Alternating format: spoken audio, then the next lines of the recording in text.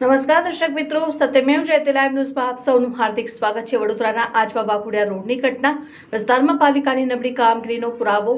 15 થી 20 ફૂટ ઊંચા પાણીના ફુવારા ઉડ્યા। વિસ્તારમાં વગર વરસાદે પાણી ભરાયું।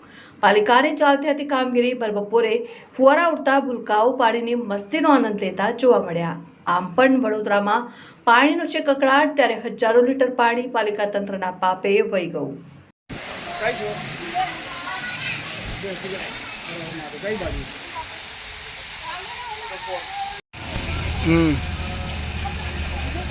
હારું